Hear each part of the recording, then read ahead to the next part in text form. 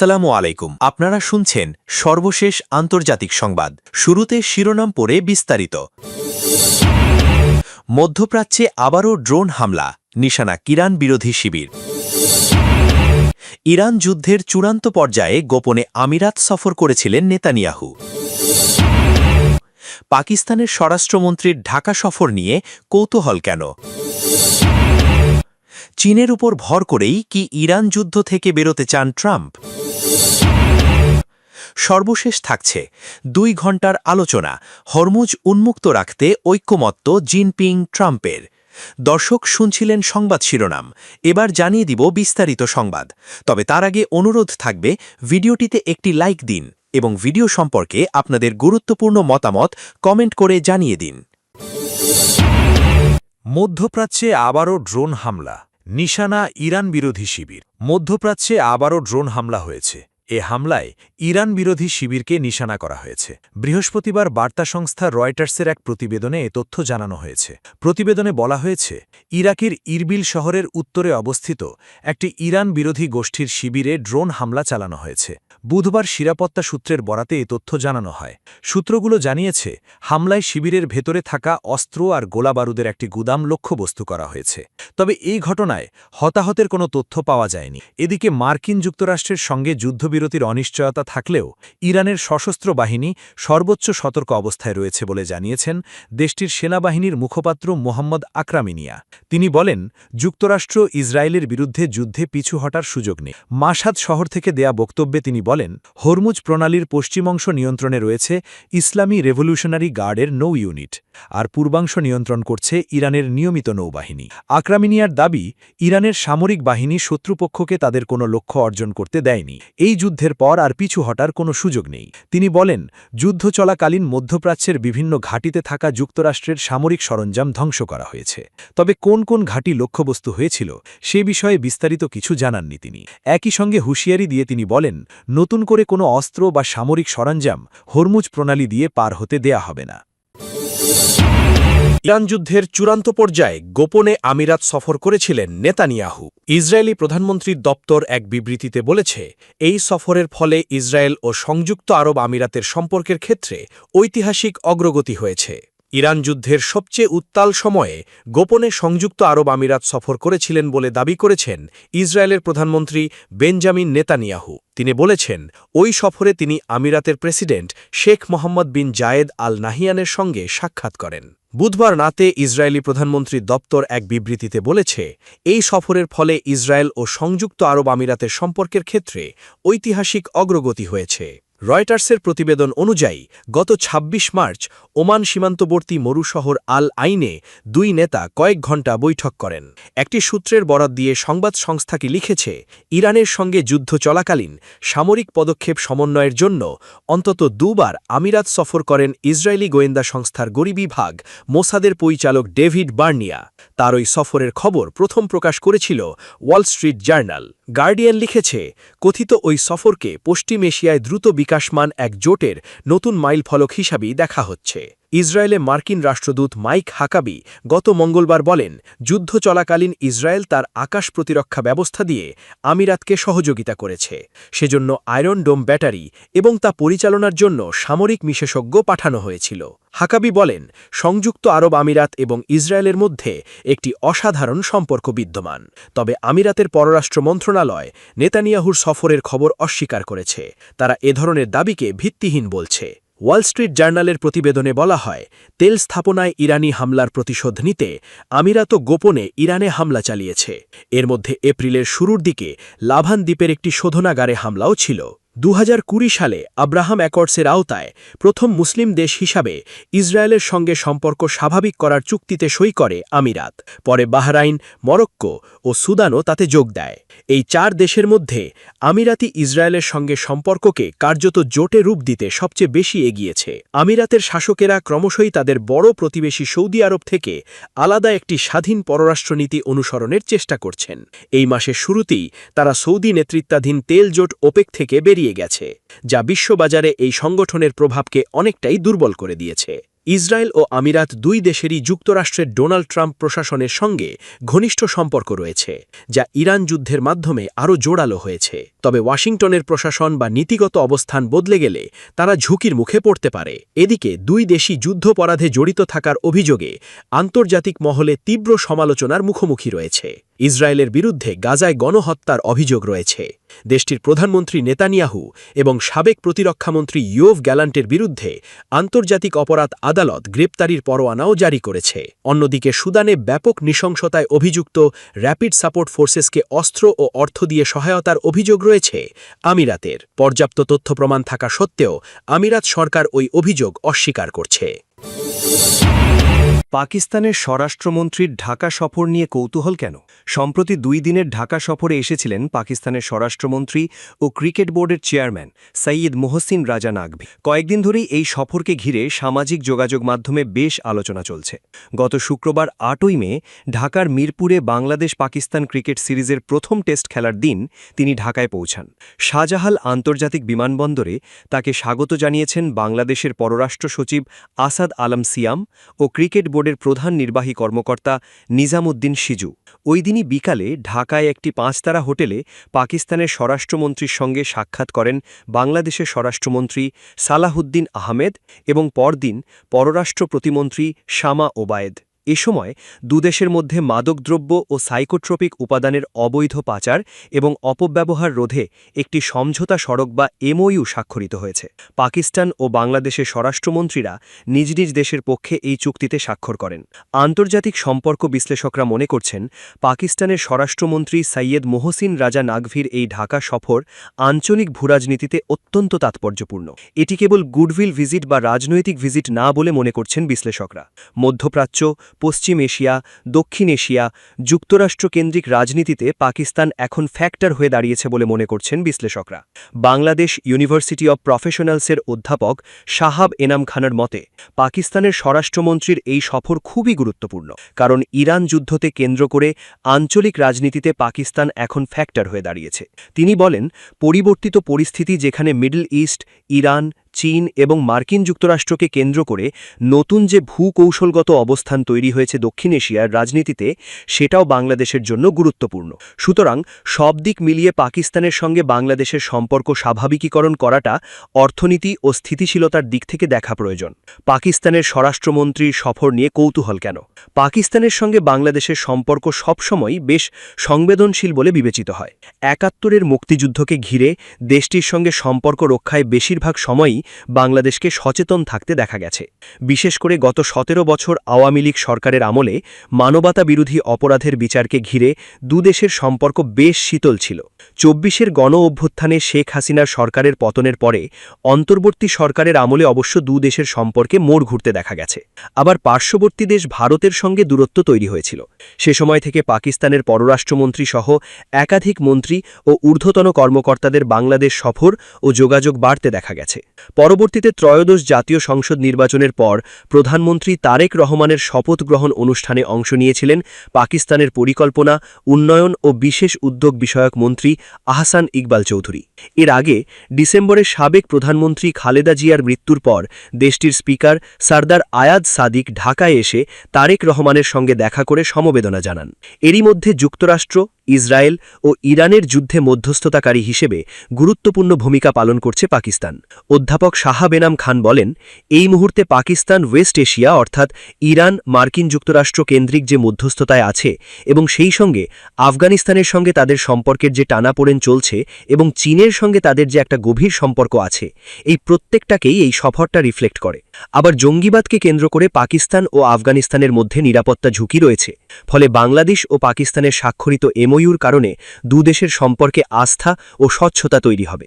এই ধরনের এমওইউ থাকা মানে পারস্পরিক সম্পর্কের মধ্যে অনেক বেশি ট্রান্সপারেন্সি তৈরি হচ্ছে, যেটা আঞ্চলিক স্থিতিশীলতার জন্য জরুরি। আঞ্চলিক স্থিতিশীলতা এবং অর্থনৈতিক দিক থেকে নতুন ক্ষেত্র তৈরির জন্য বাংলাদেশকে প্র্যাগম্যাটিক চিন্তা করতে হবে বলেও মনে করছেন বিশ্লেষকরা। তারা বলছেন, বর্তমান সরকারকে ভারতের সঙ্গে সম্পর্ক উন্নয়নের ক্ষেত্রে আন্তরিক দেখা গেছে। সেক্ষেত্রে ভারত পাকিস্তানের যে ঐতিহাসিক সম্পর্কের পরম্পরা, সেটি বাংলাদেশ ভারতের মধ্যের দূরত্ব আরও বাড়াবে কিনা এমন প্রশ্ন তৈরি হয়েছে। তবে আন্তর্জাতিক সম্পর্ক বিশ্লেষক অধ্যাপক খান মনে করেন, কোনো একটা পার্টিকুলার দেশের প্রিজম থেকে দেখাটা বাংলাদেশের পররাষ্ট্র নীতিতে ভুল হবে। বাংলাদেশের জন্য ভারত যেরকম গুরুত্বপূর্ণ, পাকিস্তানও আঞ্চলিকভাবে খুবই গুরুত্বপূর্ণ, এবং পাকিস্তানের সঙ্গে মধ্যপ্রাচ্য, মার্কিন যুক্তরাষ্ট্র ও চীনের যে সম্পর্ক, সেটাও বাংলাদেশের জন্য বিবেচ্য, খুবই বিবেচ্য। যেসব সমঝোতা সড়ক স্বাক্ষরিত হয়েছে, বাংলাদেশ ও পাকিস্তানের মধ্যে শুক্রবার যে সমঝোতা সড়ক বা এমওইউ স্বাক্ষরিত হয়, সেটির আওতায় দুদেশ মাদক পাচার এবং মাদক সংক্রান্ত অর্থ পাচার রোধে একে অপরকে প্রয়োজনীয় তথ্য আদান-প্রদান এবং কারিগরি সহায়তা করবে। বাংলাদেশের স্বরাষ্ট্র মন্ত্রণালয় একটি সংবাদ বিজ্ঞপ্তিতে জানিয়েছিল, এই সমঝোতা সড়কের আওতায় মাদক অপরাধে জড়িত সন্দেহভাজন ব্যক্তি, পাচারক সংস্থা এবং পাচারের নতুন পদ্ধতি ও রুট সম্পর্কে নিয়মিত গোয়েন্দা তথ্য বিনিময় করবে দুদেশ। ওই অনুষ্ঠানের পরে বাংলাদেশের স্বরাষ্ট্রমন্ত্রী সালাহুদ্দিন আহমেদ জানিয়েছেন, দুদেশের বিদ্যমান বন্ধুত্বপূর্ণ সম্পর্ক আরও বাড়বে। স্বরাষ্ট্রমন্ত্রী বলেন, প্রাসঙ্গিকভাবে উভয় দেশের সম্পর্কের বিষয়ে কথা হয়েছে। দ্বিপাক্ষিক বাণিজ্যিক এবং আমাদের ডিপ্লোম্যাটিক যে রিলেশনশিপ, এগুলো তো সাধারণভাবেই আলোচনা হয়। আমাদের একটা ফ্রেন্ডলি রিলেশনশিপ আছে ইন বিটুইন আওয়ার কান্ট্রিজ, এটা আরও উত্তরোত্তর বৃদ্ধি পাবে। ওই বৈঠকে ফৌজদারি অপরাধের তদন্তে দ্রুত তথ্য ও সাক্ষ্য বিনিময়ের লক্ষ্যে mutual legal assistance in criminal matters চুক্তির গুরুত্ব তুলে ধরা হয়েছে বলেও জানিয়েছে স্বরাষ্ট্র মন্ত্রণালয়। এর ফলে আন্তঃসীমান্ত অপরাধ দমন এবং আইন প্রয়োগকারী সংস্থার মধ্যে সহযোগিতা আরও সুদৃঢ় হবে বলে মনে করছে বাংলাদেশ। এছাড়া অপরাধীরা যাতে এক দেশ থেকে অন্য দেশে পালিয়ে বিচার এড়াতে না পারে, সেজন্য সন্ত্রাসবাদ ও আর্থিক অপরাধ সহ বিভিন্ন ক্ষেত্রে কার্যকরী প্রত্যর্পণ ব্যবস্থা নিয়েও দুদেশের কথা হয়েছে বলে জানিয়েছে বাংলাদেশ। চীনের উপর ভর করেই কি ইরান যুদ্ধ থেকে বেরোতে চান ট্রাম্প? মার্কিন প্রেসিডেন্ট ডোনাল্ড ট্রাম্প তার দ্বিতীয় মেয়াদের শুরুতে প্রথমবারের মতো চীন সফরে। এই সফর ঘিরে বিশ্বের নজর আবার গিয়ে পড়েছে যুক্তরাষ্ট্র ও চীনের সম্পর্কের দিকে। এ সম্পর্ক একদিকে প্রতিযোগিতার, আবার অন্যদিকে নির্ভরতারও। বৈঠকের আলোচ্য বিষয় অনেক: বাণিজ্য, প্রযুক্তি, নিরাপত্তা, তাইওয়ান। কিন্তু সবকিছুর মধ্যে সবচেয়ে জরুরি হয়ে উঠেছে ইরান যুদ্ধ। কারণ এই যুদ্ধ এখন যুক্তরাষ্ট্রের জন্য বড় রাজনৈতিক ও অর্থনৈতিক চাপের কারণ। ইরান নিয়ে ট্রাম্পের অবস্থান পরিষ্কার, তিনি দ্রুত এই সংঘাত থেকে বেরিয়ে আসতে চান। দীর্ঘদিনের যুদ্ধ যুক্তরাষ্ট্রের ভোটারদের ক্লান্ত করে তুলেছে। দেশের ভেতরে মধ্যবর্তী নির্বাচন সামনে, আর সাধারণ মানুষ আর নতুন করে যুদ্ধের বোঝা নিতে রাজি নয়। প্রতিরক্ষা শিল্প লাভবান হলেও সাধারণ পরিবারের জীবনে তার কোনো ইতিবাচক প্রভাব পড়ছে না। তাই ট্রাম্পের এখন দরকার এমন একটা বার্তা, তিনি শুধু যুদ্ধ শুরু করেন না, শেষও করতে পারেন। এই জায়গাতেই চীনের ভূমিকা গুরুত্বপূর্ণ হয়ে উঠছে। চীনের সঙ্গে ইরানের সম্পর্ক তুলনামূলকভাবে স্থিতিশীল ও বিশ্বাসভিত্তিক। বেজিং কখনও তেহরানের ওপর প্রকাশ্যে চাপ সৃষ্টি করে না, বরং সমান মর্যাদার ভিত্তিতে সম্পর্ক রাখে। ফলে ইরানের কাছে চীনের কথার আলাদা গুরুত্ব আছে, যা যুক্তরাষ্ট্রের ক্ষেত্রে নেই।